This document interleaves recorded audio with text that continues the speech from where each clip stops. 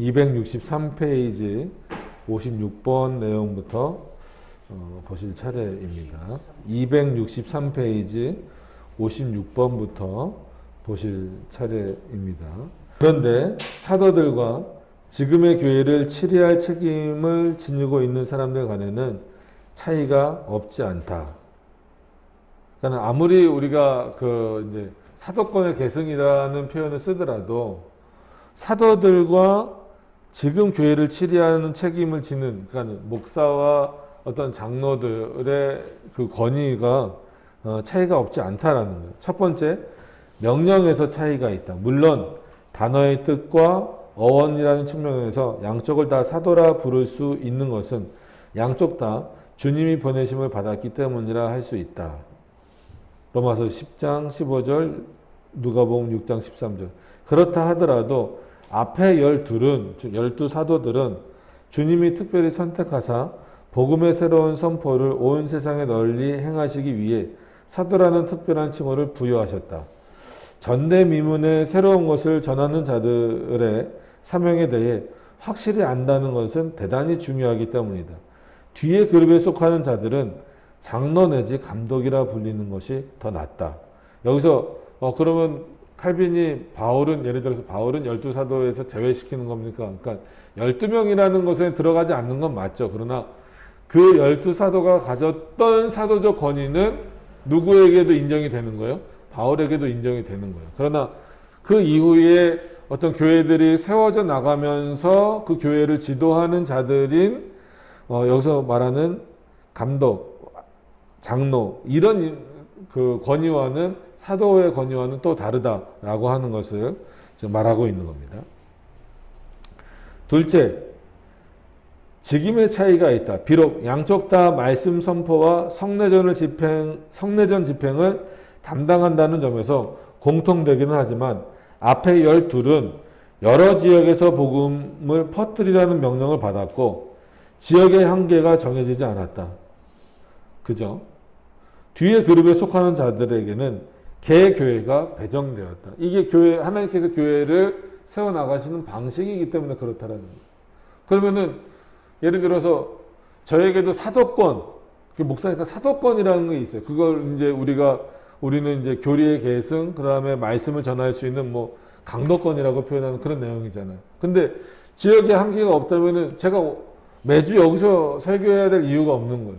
여러 곳 돌아다니면서 막 할 수 있다라는 거죠. 그러나 이제 이런 어떤 하나님이 세우신 조직 체계로서의 교회로 있을 그때부터는 장소적 한계도 분명히 있다라는 거예요. 그러니까 이런 차원에서 볼 때 12사도와 그 이후에 하나님께서 부르셔서 그런 개교회들을 어떤 이런 유형 교회들을 또 지도하고 인도하도록 하시는 그 목사와 장로들과는 그런 차원에서 다르다라고 하는 거예요. 그러니까 이게 인식되지 않으면은 그때부터는 혼란스러운 거예요. 그러니까 초기 어떤 그런 이제 초대교회 인물들 중에서는 마치 진짜 보따리 장수처럼 이렇게 여기저기 돌아다니면서 이렇게 설교하는 인물들도 있었다는 거죠. 그러니까 그런 혼란기가 이제 지나오면서 정착이 되는 거거든요. 근데 마치 그것을 또 지금 오해시키고 있으면 안 된다는 겁니다. 자, 그렇다 하더라도 여기서 어느 한 교회를 맡는 사람이 다른 교회를 도울 수 있다는 사실을 부인하는 것은 아니다. 당연하죠. 그럼 이 노예 정치가 다 깨져버리니까. 이는 무슨 소동이 일어난 관계로 그 사람이 거기로 가야 할 일이 생길 수 있기 때문이다. 아니면 가지 못하더라도 거기 있는 사람들에게 그를 통해 가르칠 수 있기 때문이다. 하지만 교회의 평화를 유지하는 데는 이런 시스템이 필요하다. 즉 각자가 무슨 일을 해야 할지 미리 정해두어서 모두가 혼란에 빠지는 일이 없어야 할 것이다. 그죠? 그러니까 그 질서, 그만큼 어떤 질서가 중요한 겁니다. 또 과제가 확실히 정해지지 않아 우왕좌왕하는 일이나 모두가 무턱대고 한 군데서 모임으로써 자기네 마음대로 교회를 빈 채로 내버려두는 일이 없어야 할 것이다. 바울은 디도에게 다음과 같이 같은 글을 쓰면서 이러한 구별을 하였다. 내가 너를 글에 대해 떨어뜨려 둔 이유는 부족한 일을 바로잡고 나의 명한대로 각 성의 장로들을 세우게 하려 함이니, 똑같은 구별을 누가가 사도행전에서 또 보여준다는 거죠. 사도행전 그 밑에 보시면 유익한 것은 무엇이든지 공중 앞에서나 각 집에서나 꺼림이 없이 너희에게 전하여 가르치고. 그래서 바울은 골로새의 감독 아키포를 언급하고 다른 곳에서 빌립보의 감독들을 언급한다. 그래서 밑에 이제 그 골로새서와 빌립보서 말씀을 보시면 아키포에게 이르기를 주 안에서 받은 직분을 삼가 이루라고 하라. 4번 보시면 각주 4번입니다. 그리스도 예수의 종 바울과 디모데는 그리스도 예수 안에서 빌립보에 사는 모든 성도와 또는 감독들과 집사들에게 편지하노니.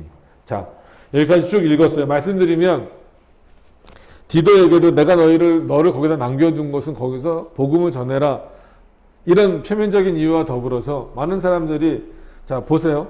예수님이 말씀을 전하실 때 거의 모든 사람들이, 그러니까 말씀을 듣고자 하는 사람들이 예수님 있는 곳으로 막 따라다녔어요. 그 얘기는 뭐냐면, 자칫 어떤 일이 일어날 수 있냐면, 뭐 예수님과 바울을 비교하는 건 당연히 안 되지만, 바울도 어쨌거나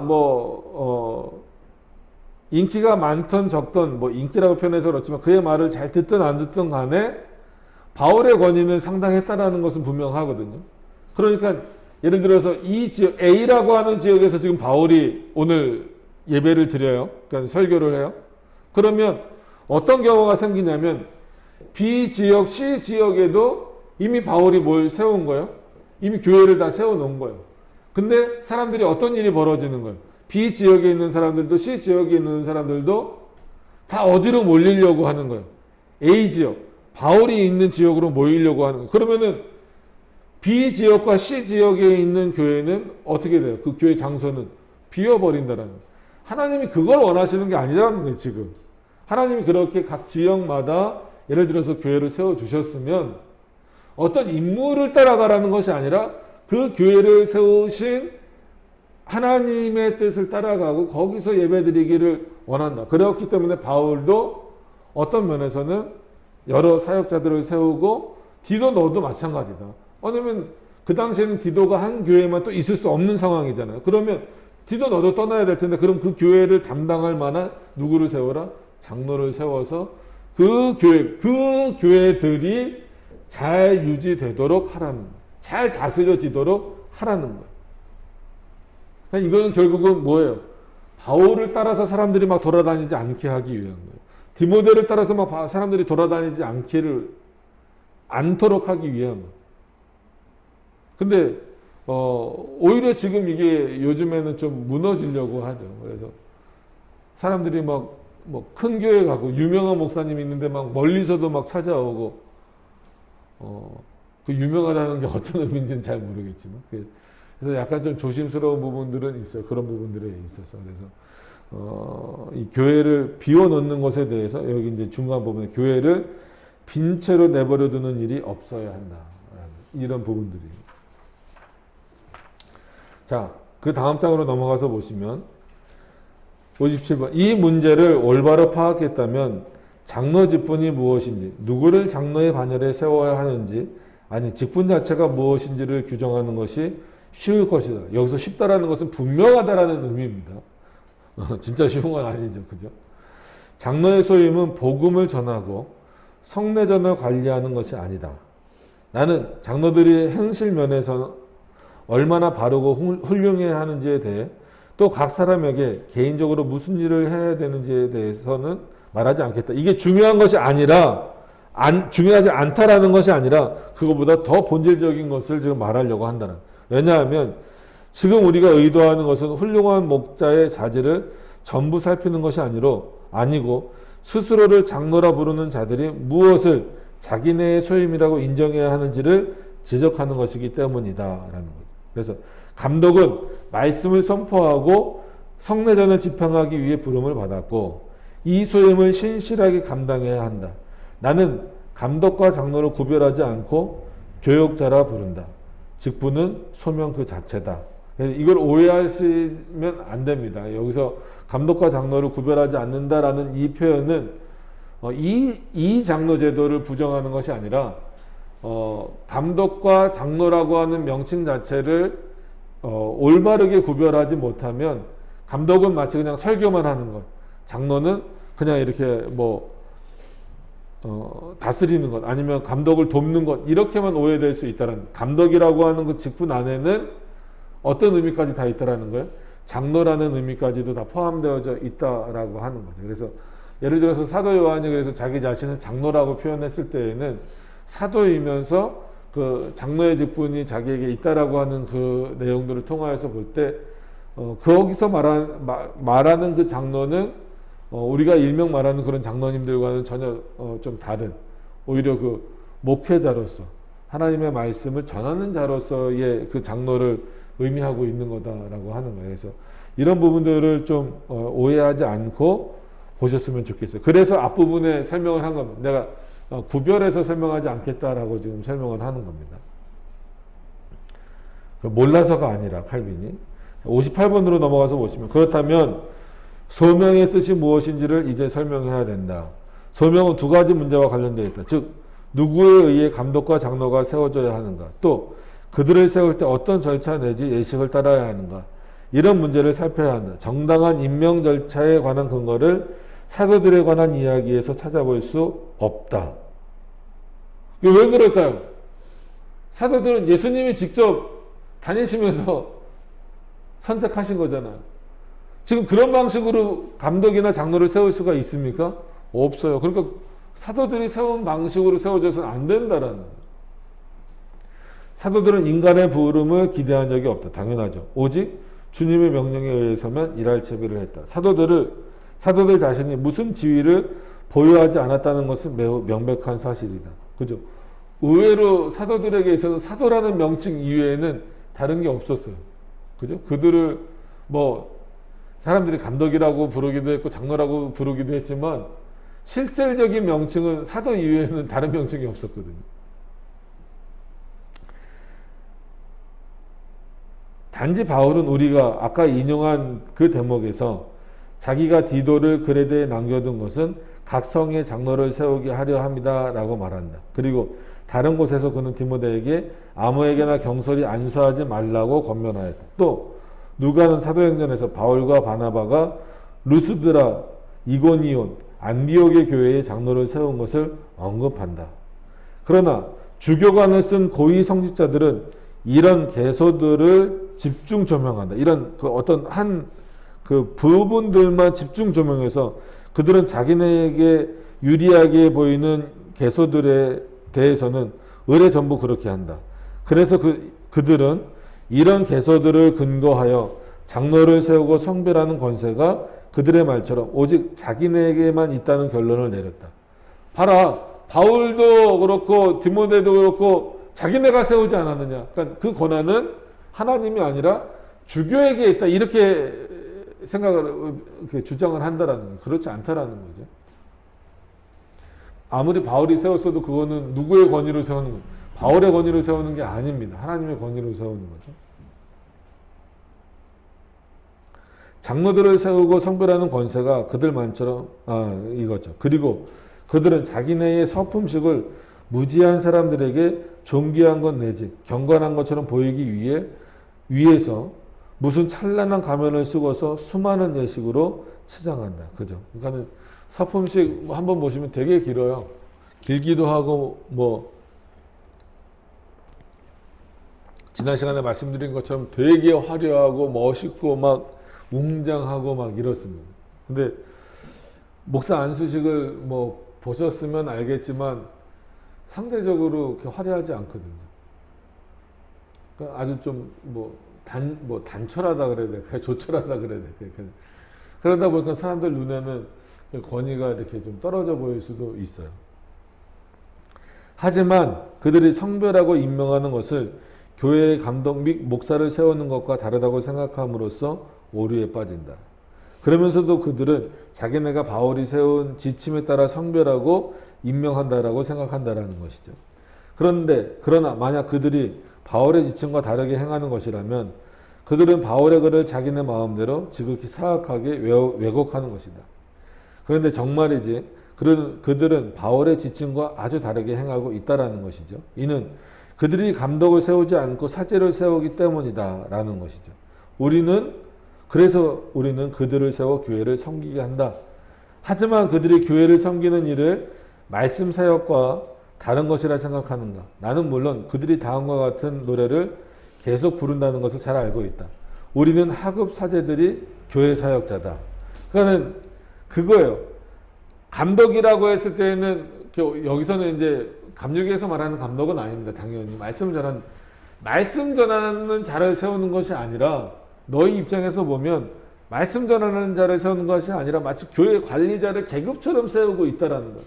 근데 너희는 그것을 가지고 마치 무슨 권위가 있는 것처럼 거기에 많은 의미가 있는 것처럼 생각하고 있다라는 거죠. 그러니까 우리의 하급 사제들이 교회 사역자다. 그럼 상급 사제들은 교회 사역자가 아니라는 얘기가 돼버리는 거예요. 그러나 지각이 있는 사람이라면 아무도 이 말을 믿지 않을 것이다 라는 것이죠. 성경의 진리는 그들의 말과 반대된다. 성경에 의하면 교회 사역자는 하나님의 말씀을 전하는 자다. 만약에 말씀을 전하지 않는다라면 지금 사역자의 역할을 하고 있지 못하는 거랑 똑같은 거예요. 안 하는 거랑 똑같은 거죠. 교회 사역자는 교회를 치리하는 일을 맡겼으며 때로는 감독이라 불리고 때로는 장로라 불리는데 종종 목자라 불리기도 한다. 그러니까 이거를 설명하기 위해서 아까 이제 감독과 장로를 구별하지 않고 난 다 교육자라고 부르겠다 이런 의미예요. 그러니까 장로 정치 체제를 설명하면서 이장로 제도를 부정하는 듯한 의미는 절대 아니라는 거예요. 거기서는 분명히 감독의 역할과 장로의 역할을 따로 다 설명을 합니다. 그러나 오늘은 이제 그 사제들을 세우는 부분에 있어서 칼빈이 지금 설명을 하고 있기 때문에 감독과 장로를 따로 구별하지 않고 지금 설명을 하고 있는 거예요. 자, 59번. 하지만 그들은 이렇게 반박한다. 아무도 직함 없이는 받아들여지는 것이 교회법에 의해 금지되어 있다. 나는 이것을 모르지 않는다. 당연하죠. 교회에서도 당연히 어떤 직함이 없으면은 구별이 솔직히 안 되는 건 사실이긴 하잖아요. 그죠? 만약에 제가 김명석 뒤에 목사라는 것을 안 붙이면 질서상 여러분들과 구별이 안 되잖아요. 그런 차원에서 직분을 붙이는 것을 잘못했다라고 말하는 건 아니다라는 거죠. 그러나 그들이 내세우는 직함을 나는 정당하게 인정할 수 없다라는 거예요. 그러니까 하나님이 세우신 그 정당한 직함을 받는 것에 대해서는 문제를 삼지 않지만 너희들은 문제가 있다는 거예요. 그 직함 중 좀 나은 것이 고위성직자, 고위인사, 참사회원, 성직록 수령자, 전속사제, 수도원장 아닌가. 수도사 직함도 거기 들어간다. 이들 직함 중 일부는 대성당, 일부는 참사회, 일부는 퇴락한 성당, 일부는 수도원과 관련되어 있다. 그러니까 갈 수 있는 것이 다 달라요.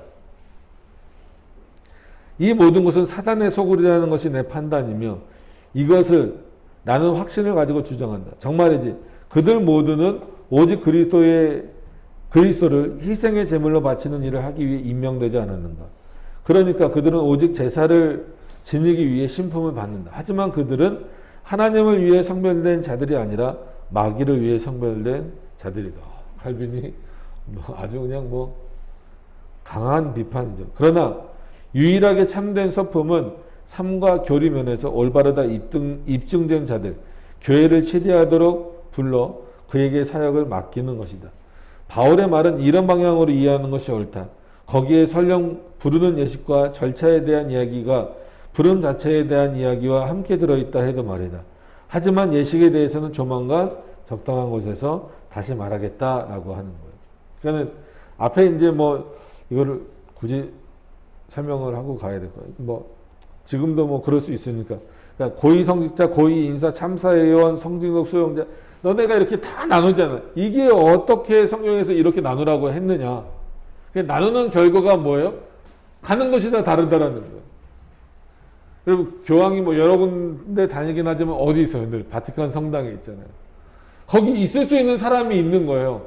똑같이 사제의 직분을 받았다고 하더라도 누구나 다 거기 있을 수 있는 거 아니잖아요. 거기 다 들어갈 수 있는 거 아니고 거기서 다 설교할 수 있는 거 아니란 말이에요.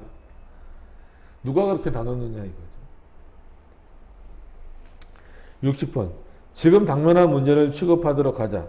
누가 교회 사역자들을 세우는가 혹은 청빙하는가? 그러면 그 답은 무엇인가? 바울이 디모데와 디도에게 주교관을 착용한 총독들이 행사하는 것과 같은 성직 임명권을 주었는가? 절대 아니다. 그 두 사람에게 그들이 당시 체류하고 있던 지방의 교회를 세우고 조직하라는 부탁을 하면서 디모데에게는 그곳 교회들이 버림을 당하는 일이 없도록 하라고 하였고 디도에게는 책망할 것이 없는 자만을 세우라고 권면하였다. 바울과 바나바는 지금 몇몇 대주교들이 하는 것처럼 교회 재산을 주었는가? 절대 그런 일이 없다라는 거죠. 참 어려운 부분들이에요. 넘어가셔서 266페이지. 이뿐 아니라 나는 그들 모두가 자기네 마음대로 교회에 알리지도 않고 교회와 상의하지도 않고 자기들이 좋다 생각하는 사람들을 세웠다 생각하지 않는다.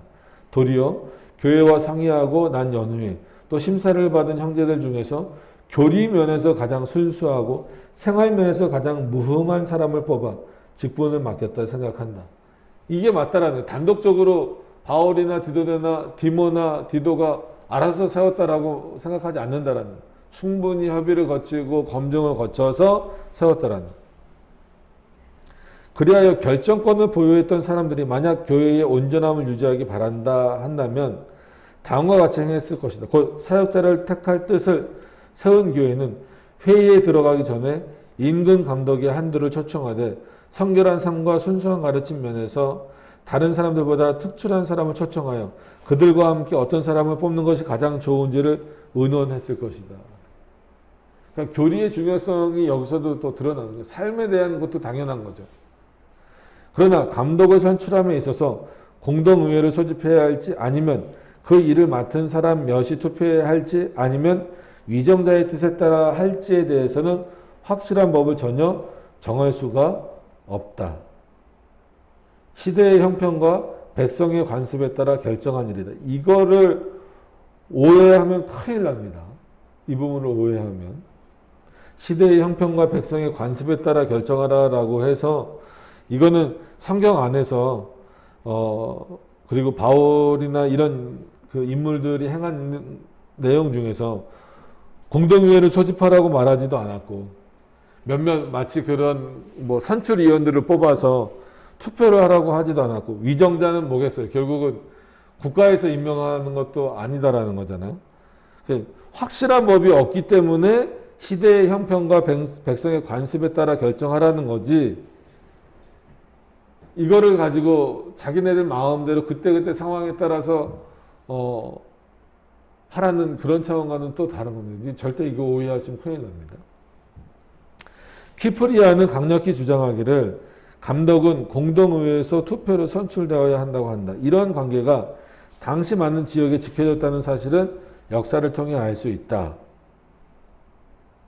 조금 더 읽어보겠습니다. 그러니까는 물론 이런 일들이 많이 있기는 했지만 이게 무조건 그렇다라고 해서 이게 정당한 것은 아니다라는 거죠. 왜 그래요? 공동의회는 말 그대로 지금으로 말하면 그 입교 이상은 다 참여할 수 있는 거란 말이에요. 그랬을 때 과연 이 사람에 대해서 충분히 검증이 될 수 있느냐의 문제가 있기 때문에 그 투표로 하는 것이 무조건 옳다라고 하는 것은 아무리 그 시대에 많이 적용되었었다 할지라도 보편화할 수는 없다라는 거예요. 왜냐하면 이 판단의 근거가 흐릿해지거나 오해가 될 수 있으니까. 지금도 교회법에서 그거예요. 지금 뭐 천주교 로마 카톨릭 말고 우리 교단 교회법에서도 이거를 악용하는 거예요. 만약에 그 혼자 이렇게 나왔으면 3분의 2가 돼야 돼요. 찬성이. 그러니까 누구 이제 뭐 후임 목사를 세우거나 뭐 이렇게 청빙을 하게 될 때에 목회자를 세울 때 3분의 2가 공동의회에서 찬성을 해야 되는 거예요. 그런데 거기에 지금 한국교회법의 맹점은 뭐냐면 그 3분의 2를 피하는, 뭐 그렇게 좀 표현하면 그렇죠. 모든 교회가 절대 그렇다는 건 아니지만 일부 교회에서는 3분의 2를 피하기 위해서 마치 내부적으로는 누구를 한 명을 이렇게 좀 결정해 놓고, 만약에 후보가 둘, 셋이 되면 법이 어떻게 바뀌냐면 3분의 2가 나올 수가 없잖아요. 다수결이 돼버려요. 그러니까 다수결이나 뭐 다득점이 돼버리는 거예요. 그럼 3분의 2가 나오지 않아도 제일 많이 득점을 얻은 사람이 뭐가 되는 거예요? 청빙이 되는 방식인 거예요. 그러면 이게 법이 이렇게 사용되어질 수도 있다는 거예요. 그러니까 칼빈이 볼 때는 그런 차원에서 공동의회를 통해서 목회자가 된다? 아니면 누구를 목회자를 또 청빙한다? 이것이 무조건 옳은 방법은 아니다 라는 거죠. 또 그것만 문제 있다라고 말하는 건 아니에요. 61번으로 넘어가서 보시면, 하지만 여러 사람이 어떤 문제에 대해 의견이 하나로 일치되는 일은 거의 없다. 그렇죠. 또 무리는 어찌할 바를 몰라 의견이 갈린다라는 말이 맞는 때가 많다. 그러므로 내 생각에는 감독을 택하는 일을 위정자나 원로원이나 몇몇 장로들이 맡는 것이 좋을 것 같다. 이게 이제 칼빈의 생각인 거예요. 왜 그러냐면 아까 말한 대로 모든 사람에게 다, 그러니까 모든 교회 회원에게 다 열어져 버리면 판단력, 올바른 판단력에 문제가 생길 수 있다라는 거예요. 그러나 여기서 말하는 위정자나 원로원이나 몇몇 장로들은 결국 누구예요? 그러니까 교리의 확고한 자들이에요. 어떤 의미인지 아시겠죠? 교리의 확고한 자고 그 삶의 내용을 살펴볼 수 있는 자들이기 때문에 그들에게 맡기는 것이, 그러니까 하나님이 마치 그들에게 권위를 부여하셨다라는 의미와 똑같이 칼빈은 지금 이해를 하고 있는 차원입니다. 그래서 그만큼 몇몇 사람에게만 그런 특권을 주겠다라는 것이 아니라 정말 신중해야 되기 때문에 그것을 잘 보고 결정할 수 있는 사람들에게 맡기는 것이 더 옳다라는 거예요. 그러니까 여러 사람에게 다 맡겨서 그건 그냥 순간적인 인기일 수 있잖아요. 외모를 보고 진짜 외모를 보고 판단할 수도 있고 그럴 수 있잖아요. 그러니까 그런 어떤 잘못들을 좀 피해가기 위해서라는 거죠. 물론 이미 내가 말한 대로 신앙과 인격 면에서 존경을 받는 감독을 몇 사람 초청하여 의논할 필요가 항상 있다라는 거예요. 그러나 사안에 따라서는 또 때에 따라서는 경건한 마음을 지닌 군주들이나 자유도식 위정자들이 이 문제를 살피는 것이 더 나을 수도 있다. 이런 부분에 있어서 또 많은 사람들이 비판하죠. 칼빈은 오히려 정교 분리를 외치면서도 이거는 마치 국교의 교도들과 같은 표현 아니냐라고 말하는 거죠. 그러나 이거는 살핀다라는 그런 차원에서는 임명권은 이들에게 없는 거예요. 그러나 이 당시에는 이제 기독교 국가라고 하는 것을 늘 기독교 강요 때는 생각을 해 보시면 위정자들이나 이런 자들이 판단할 수 있는 그 근거가 그들에게 있기 때문에 그들에게도 마치 뭐를 주는 거예요. 소지권이나 이런 내용들을 주는 것이지. 그래서 웨스민스터 신앙고백서를 보는 것도 비슷한 거예요. 그래서 이거를 지금 자료도 없이 설명을 드리면 좀 어렵지만 1788년에 한번 수정됐을 때 1647년 판에서는 그러니까 의회의 소지권, 그러니까 교회 회의의 소지권을 세상의 위정자들에게도 줬단 말이에요. 근데 1788년도에는 안 줘버렸어요. 안 주는 걸로 수정이 돼버렸어요. 그래서 언뜻 보기엔 당연히 안 줘야지. 무슨 그게 정교분리의 원칙이지. 이런 어떤 그런 내용들이 많은데 칼빈은 그렇지 않았어요. 오히려 종교개혁자들도 그렇고 위정자들에게 교회의 회의를 소집할 수 있는 권한을 주는 이유는 그 회의의 결정에 따라서 오히려 세상의 정치를 운영하라라는 의미에서 소지권을 준 겁니다. 그러니까 정교분리는 세상과 교회가 단절되라는 의미가 아니에요.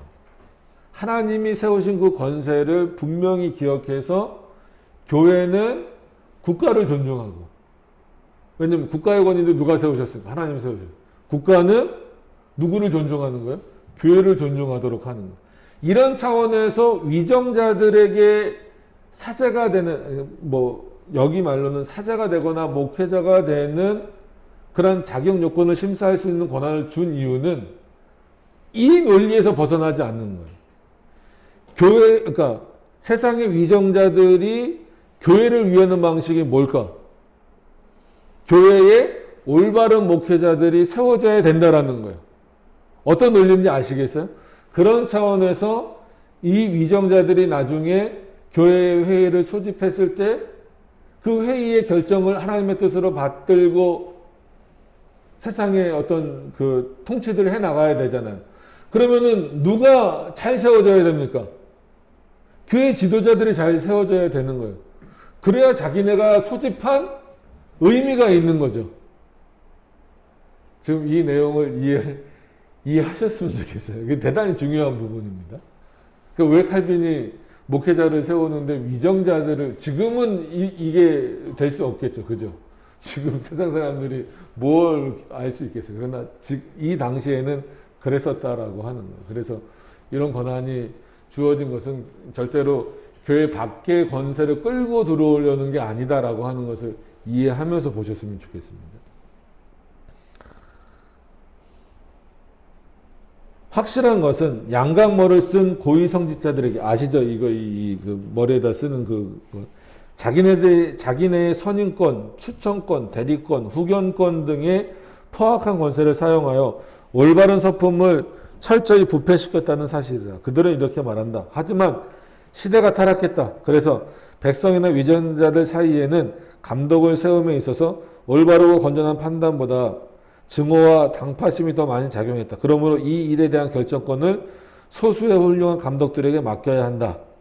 그 얘기는 뭐예요? 우리들이 다 하겠다 이거예요. 너네들은 아예 참여하지 말라. 이렇게 돼버리니까 자기네 권위만 더 높여지는. 이렇게 세상이 부패했다는 이유를 대면서 정말이지 이것은 개탄스러운 상황에서 치명적인 악에 대한 해결책이 될 수 있을지 모른다. 그러나 치료약이 질병 자체보다 더 해롭다는 것이 판명되었다. 요즘에 마치 그 코로나 때문에 백신 맞고 더 부작용이 있는 거, 그런 것과 똑같은 것. 이런 마당에 어째서 이 새로운 문제에 대한 해결책은 강구하지 않는 것인가? 만약에 그렇다라고 한다면 다른 방법을 강구해야지, 그렇다라고 해서 우리만 그 권세를 갖겠다 이렇게 말해버리는 건 잘못이다라고 말하는 거예요. 그래서 지금도 여전히 공동의회도 중요합니다. 그래서 우리 장로교회는 왜 보다 더 성경적이다라고 말할 수밖에 없냐면, 목사는요, 원칙적으로 장로교회는 목사는 내가 목사하고 싶다고 해서 되는 게 아니에요. 지금 교회 정치를 하는 부분이 아니기 때문에 자세히 말씀드릴 수는 없지만 어쨌거나 교회법이 또 나오기 때문에 말씀드리면, 장로교회는 목사를 노예가 세우는 거고 노예가 청빙하는 거예요. 노예가 파송하는 개념이고. 그래서 어떤 의미에서도 우리 반석들교회 제가 개척하긴 했지만 제가 교회를 세우고 싶다고 해서 막 하는 게 아니에요. 노예에다가 교회 청원을 넣고, 그럼 노예에서 반석들교회에 저를 파송하는 개념이에요. 아시겠죠? 그렇기 때문에 성도를 무시하는 것도 아니에요. 만약에 개척이니까 이제 그런 개념이지, 성도들이 있는 상태에서 청빙을 하고 파송을 한다 이런 개념일 때는 노예가 파송했으니까 무조건 받아라 이것도 아니에요. 반대로 우리가 이 목사를 결정했으니까 노예는 무조건 허락해 줘야 됩니다. 이것도 아니라는 거예요. 서로의 그 검증과 존중과 이런 내용들이 전부 포함되어져 있어야 돼요. 그런 차원에서 장로 정치는 노예 정치다. 장로들이 하는 정치가 아니라 노예 정치다라는 내용이 있는 거예요. 그런 어떤 한 개인에게 쏠리거나 회중에게 확 넘어가지 않도록 하는 방식으로서 이게 있는 겁니다. 나중에 이거는 이제 이제 교회 정치 부분에 가서 또 다시 말씀드릴게요. 하지만 267페이지입니다. 하지만 교회법은 감독들이 자기네 권세를 오용함으로써 교회를 파멸에 이르게 하지 말라고 아주 명확하게 경계하는. 그렇죠. 물론 우리가 사실을 고백하자면 교회법 자체는 선한 교회를 제대로 지키라는 예방책이기보다는 오히려 세상 전체를 파멸시키기 위해 켜진 횃불이다. 그러나 이 문제는 지나치겠다. 지금 그걸 다 논할 수는 없다라는 게 이제 그 칼빈의 얘기입니다. 그렇지만 사람들이 내 앞에서 교회법을 자랑하는 이유가 무엇인가? 교회법은 그것을 제정한 자들에게 어떤 때든지 순전한 장난감이 되지 않는가? 교회법을 그래서 법리적인 해석이 아니라 하나님의 말씀에 근거해야 된다라고 말하는 이유가 그거예요. 교회법을 우리가 만들었다, 우리 교회가 결정했다 이렇게 돼버리면 마치 너희가 장난감 갖고 놀듯이 자기네들 마음대로 그냥 앞뒤를 뒤바꿔 버릴 수 있기 때문이라는 거예요. 그 교회법은 철저하게 누구로부터 왔다라고 하는 것을 인식해야 돼요. 하나님으로부터 주어졌다라는 거예요. 그러니까 그것을 교회가 결정하도록 하셨다라고 했을 뿐이지, 그죠? 교회법을 하나님이 뭐 십계명 쓰시듯 여기다 막 써주신 게 아니잖아요. 분명히 그 당시 먼저 있는 한마디로 주교들이나 사제들이나 감독들이 결정한 거잖아요. 그러나 그 결정은 인간의 결정이 아니라 철저하게 뭐에 근거해서 하나님의 말씀에 근거해서 만들어진 교회법이어야 된다는 거예요. 그렇게 해야 되는 거고. 이런 내용들이 전부 다 포함되어져 있는데 그것을 마치 자기네들이 만들었다고 자기네 것처럼 주물러서 자기네가 편한 대로 만들어버리면 안 된다라는 거예요. 칼빈 얘기는. 하지만 옛날 백성들은 감독을 뽑기 위해 모일 때 하나님의 말씀이 그들에게 제시한 법을 보았던 관계로 자기네가 지극히 거룩한 법에 묶여 있다는 생각을 했다. 이걸 기억해야 돼. 교회법은 거룩한 법. 근데 그거는 인간이 결정했다라고 거룩한 법이 아니라 인간을 통해서 결정하도록 하셨지만 누가 하신 법이에요? 하나님이 하신 법이기, 주신 법이기 때문에 거룩한 법이다. 그래서 우리는 늘 거룩한 법 위에 서 있다라고 하는 것을 기억을 해야 됩니다. 그래서 그런 차원에서 교회법을 존중해야 돼요. 함부로 하면 안 되고. 자, 이 사실을 우리가 의심할 수 있는가? 정말 이제 그들에게는 하나님의 말씀 한마디가 무수한 1만 가지 교회법 조항들보다 더 소중했던 것이 틀림없다. 당연한 거예요. 교회법은 늘 하나님의 말씀을 또 그렇다고 뛰어넘으면 안 되는 거예요. 그래서 잘못된 교회법은 뭐에 의해서 수정될 수밖에 없습니까? 하나님의 말씀에 의해서 수정되어져야 되는 거예요. 그럼에도 불구하고 그들은 지극히 천박한 욕망 때문에 부패하여 법이나 공평의 도리에 대해 전혀 관심이 없었다. 그래야 오늘날 설사 지극히 좋은 법이 제정된다 해도 종이더미 속에 파묻혀 버리고 만다. 반면 거의 대부분 이발사, 요리사, 나귀몰이꾼, 사생아 등 쓰레기 같은 사람들만이 목회자로 세워지는 일이 일반적 경향으로 받아들여지고 있기 때문에 이거는 또 오해하지 마세요. 그러니까 이런 사람들이 다 잘못했다라는 것이 아니라 정상적인 교육을 받지 않은 자들이 함부로 막 되는 경우도 있다라는 거예요. 그러니까 자기네들의 그 교회법을 함부로 사용하는 것에 있어서 지금도 가끔 뭐 그런 경우 늘 말씀드리지만 저는 뭐 좀 표현이 그렇지만 대학원만 10년이 넘게 다녔는데 2개월 속성과정까지 봤어요. 6개월 속성과정을 보고도 기절을 할 뻔했는데 2개월, 그럼 60일 공부해갖고 목사가 된다? 그러니까 그들이 전 직업이 뭔지 모르잖아요. 그러니까 이때는 뭐 다 이런 직업이었겠죠. 그러니까 이런 사람들이 그냥 니들 마음대로 사제를 줘버리면 되느냐 이건 거죠. 자, 나는 과장 없이 말한다. 주교 자리가 투쟁의 질과 간음에 대한 보상이 되고 있다. 돈 주고도 사기도 하니까 그런 거예요. 이는 그 자리가 사냥꾼이나 세자비에게 주어지는 것을 매우 잘된 일이라 생각해야 하기 때문이다. 이같이 엄청난 일이 교회법에 의해 인정받고 있는 것은 불합리하다. 교회법을 이렇게 인용해서는 안 된다라는 거죠. 내가 말하거니와 백성들에게는 옛날 지극히 훌륭한 교회법이 있었다. 그것은 하나님의 말씀에 기초한 것으로 감독은 책망할 것이 없으며 가르치기를 잘하며 다투지 아니하며 더러운 일을 탐하지 아니하여야 된다고 가르친다. 그렇다면 어째서 사역자들을 뽑는 일이 백성들에게 이런 고위 성직자들에게도 넘어갔는가? 그것은 백성들 사이에 소란과 파당이 생겨 그들이 하나님의 말씀을 청정하지 않았기 때문이다. 그렇다면 어째서 오늘날 모든 법을 어길 뿐 아니라 부끄러움도 없이 방자하고 탐욕스럽게 야심에 가득 차 인간의 일을 하나님의 일과 섞어 잡탕을 만드는 자들을 감독 자리에서 몰아내지 못하는가? 이런 자들이 목회자라 불리는 것을 듣고도 참을만 한가? 그들은 교회 재산을 마치 적의 소유인 양, 자기의 소유인 양 폭력적으로 침탈하거나 법정 다툼을 통해 차지하거나 비열하게 아첨하여 획득하거나 말도 제대로 할 줄 모르는 어린 나이의 친인척들에게서 유산으로 받지 않는가?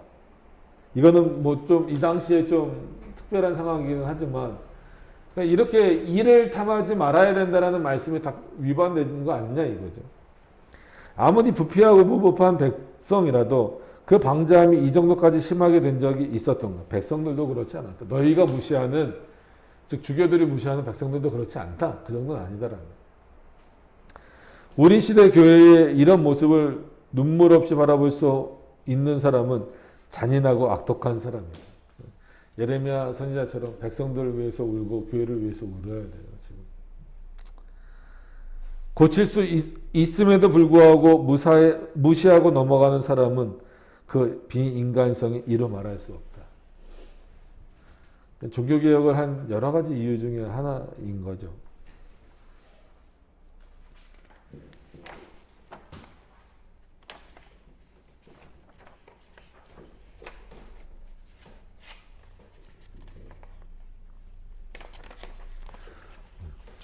조금만 더 보시겠습니다. 268페이지 넘어가서 보시면 되도록이면 1시간 안에 좀 끝내려고 하니까 그렇게 하시고 63번은 좀 길어요. 그래서 뭐 다 하지 못하더라도 하고 다음 시간에는 그 이제 혼인과 관련된 부분까지 해서 그냥 쭉 좀 다 이제 성례 부분은 마치도록, 거짓 성례 부분은 마치도록 그렇게 하겠습니다. 268페이지 조금 더 보시겠습니다. 그러면 장로 장립의 두 번째 문제를 살펴보자. 이 문제는 그들을 세울 때 어떤 예식을 거행해야 하는지에 관한 것이다. 우리 주님은 복음 선포를 위해 사도들을 파송하실 때 저희를 향하사 숨을 내쉬셨다. 이 표상을 통해 주님은 그들에게 주신 성령의 능력을 표현하셨다. 이건 예수님만 하시는 거예요. 지금도 숨 내쉬고 막 이러면 안 되죠. 그죠? 이 신사도주의나 이단들 이런 거 많이 하잖아요. 그죠? 이런 취의법을 저 솜씨 좋은 사람들이 존속시켜버렸다. 이게 문제인 거예요. 그죠? 이건 누구에서 끝난 거였어야 돼. 예수님에게서 끝난 거였어야 돼. 그리고 마치 자기네가 인후에서 성령을 내몰하기라도 하듯이 자기네가 세우는 하급 사제들을 향하여 성령을 받으라고 중얼거린다. 자기 인후가 어딘지 알죠? 인후통 뭐 이런 거 많이 들어보셨잖아요. 거기서 자기가 성령이 마치 내보내는 이게 얼마나 미신이면 그럼 사제들 안에 성령이 들어있다는 얘기랑 똑같잖아요. 말도 안 되는 거예요. 그들은 아무것도 그냥 지나치지 않지만 전부 다 엉터리로 베낀다. 나는 그들 나름의 의미와 법도를 지키면서 몸짓을 하는 연극 배우들을 두고 이야기를 하는 것이 아니라 아무 것이나 구별하지 않고 무조건 흉내만 내는 원숭이 같은 자들을 두고 하는 것이다. 그들은 우리는 주님의 본보기를 따른다. 아주 표현은 그럴싸하죠. 예수님도 제자들을 세우고 제자들을 보내면서 숨을 내쉬면서 성령을 받으라고 하지 않았느냐. 우리는 그 모범을 따르는 거죠. 그건 예수님이나 가능한 거죠. 그래서 삼위일체 차원에서 말씀드릴 때 늘 예로 드는 얘기가 이건 어거스틴도 그렇고 칼빈도 그렇고 마찬가지. 예수님이 숨을 내쉬신다라는 그 표현 자체가 성령이 누구로부터도 나온다. 성자로부터도 나온다라고 하는 증거다라는 거예요. 그러니까 동방교회 서방교회가 나뉠 때 첨예한 대립 중에 하나가 뭐예요? 성령이 누구로부터 나오시냐는 거예요. 동방교회는 성령은 성부로부터만 나온다라는 거예요. 아들로부터. 성자부터는 안 나오고. 그러나 서방교회에서는 뭐 이제 칼케톤 신조도 그렇고 다 뭐예요? 누구로부터 나오신다는 거예요? 성령은 성부와 성자로부터 나오신다는 거예요. 거기서 그럼 성자로부터 나오신다라는 것의 증거 구절로서 어거스틴도 이 본문을 대는 거예요. 근데 이거를 그렇게 중요한 본문인데 그거를 가지고 우리는 주님의 본을 따른다라고 해서 사제들도 또 다른 사제가 임명될 때 자기네들이 성령을 줄 수 있다라고 생각을 하는 건 엄청나게 큰 착각인 거죠. 근데 지금 일부 목사님들 중에서도 특히 부흥 강사분들 중에 그런 분들이 많죠. 자기가 성령을 줄 수 있는 것처럼 표현하잖아. 이거는 엄청난 잘못입니다. 잘못 정도가 아니라 이거는 글쎄, 이걸 어떻게 표현을 해야 될지 모를 정도의 문제입니다. 하지만 주님이 하신 일 가운데 많은 것이 우리 보고 본받으라는 뜻으로 하신 것이 아니다. 칼빈이 잘 표현하고 있습니다. 주님은 제자들에게 성령을 받으라고 말씀하셨다. 나사로에게 나사로 나오라고 말씀하셨다. 중풍병자에게 일어나 걸어가라고 말씀하셨다. 어째서 그들은 모든 죽은 자들과 중풍병자들에게 똑같은 말을 하지 않는가? 그죠? 성령을 받으라는 것을 주님의 본보기를 따르는 것이다라고 말한다면 죽은 자에게 가서 나사로에 나오라라고 하는 것처럼 해라. 중풍병자에게 가서 일어나 걸으라라고 명령해라. 근데 왜 그건 안 하냐 이거예요. 주님은 사도들을 향해 숨을 내쉬면서 성령의 은혜를 사도들에게 채워주심으로 당신의 신적 능력을 보여주셨다. 이게 발출에 대한 내용이라는 거예요. 그들이 만약 이와 똑같은 일을 하려고 시도한다면 그것은 하나님과 겨루려고 하는 것, 하나님과 싸우고자 도전하는 것과 거의 같다. 그러나 좋은 결과를 얻는 것은 전혀 기대할 수 없으며 부적절한 몸짓으로 그리스도를 조롱하는 일밖에는 하지 못한다. 그렇죠. 예수님과 하나님과 싸워서 이길 수 있습니까? 그 결과는 당연히 좋을 수가 없죠. 그들은 매우 파렴치해서 자기네가 성령을 준다고 주장한다. 말도 안 되죠. 어떻게 사람이 성령을 줍니까? 절대 안 돼요. 절대 안 돼요. 근데 이 당시에는 이게 지금 칼빈이 누구를 비판하는 내용이에요? 로마 가톨릭을 비판하는 내용이잖아요. 근데 지금은 이 비판에 누가 다 걸려요? 대부분 목사님들이 걸리니까 문제예요. 어떻게 목사가 성령을 줍니까? 못 줘요. 못 줘. 경험이 가르쳐주는 대로 다음과 같은 외침은 아주 참되다. 사제로 성별된 자들은 그가 누구든 다 말에서 나귀로 변하고 바보에서 미치광이로 변한다. 그렇지만 나는 이 문제로 그들과 다툴 생각이 없다. 나는 단지 예식 그 자체를 문제 삼는다. 그리스도는 그것을 기적의 특별한 표상으로 사용하셨기 때문에 그것을 본보기로 삼는 것은 잘못이다. 그들이 그리스도를 본받는다는 구실로 스스로를 옹호하는 것은 절대 있을 수 없다. 그러나 그들은 도대체 누구한테서 도유법을 전수받았는가? 그들은 이렇게 대답한다. 도유법 우리가 계속 살펴봤잖아요. 그죠? 기름 이렇게 붓는 거. 우리의 서품은 아론에게서 시작되었고, 참 멀리도 끌고 올라갔네요. 그죠? 우리는 아론의 자손에게서 도유법을 전수받았다. 그래서 이렇게 말한다는 거예요. 그래서 그들은 엉터리 본보기를 가지고 스스로를 계속 변명하기를 좋아하면서 자기네가 무분별하게 사용하는 것에 대해 그것이 자기네의 고안품이라는 사실을 인정하지 않으려고 한다. 하지만 그들이 자기네를 아론의 후손의 후계자라 주장한다면 자기네가 그리스도의 제사장 직분을 침해하고 있다는 사실을 깨닫지 못하는 것이다. 옛날의 모든 제사장 직분은 그리스도의 제사장 직분 하나만을 예표하고 비유하는 것이다. 어떤 의미인지 알겠죠? 이건 아론에게서부터 온 거야 라고 말하는 것은 그리스도로 인하여서 구약의 제사장직은 끝났다라고 하는 것을 부정하는 것이다라는 어떤 의미인지 이해를 하셔야 되는 겁니다. 그런 차원에서 오히려 예전에 그 모든 제사장 직분은 그리스도를 가리키고 있는데 너희는 오히려 그리스도를 떠나서 다른 근거들을 가지고 그리스도를 제사장이신 그리스도의 그런 내용들을 다 파괴해버리고 있다. 지금 이렇게 비판하고 있는 겁니다. 자, 오늘은 여기까지 보시죠. 여기까지 보시고 다음 주에 이게 이제 조금 남았어요. 조금 남아서 그냥 혼인과 관련된 부분까지 이어서 보면 될 것 같습니다.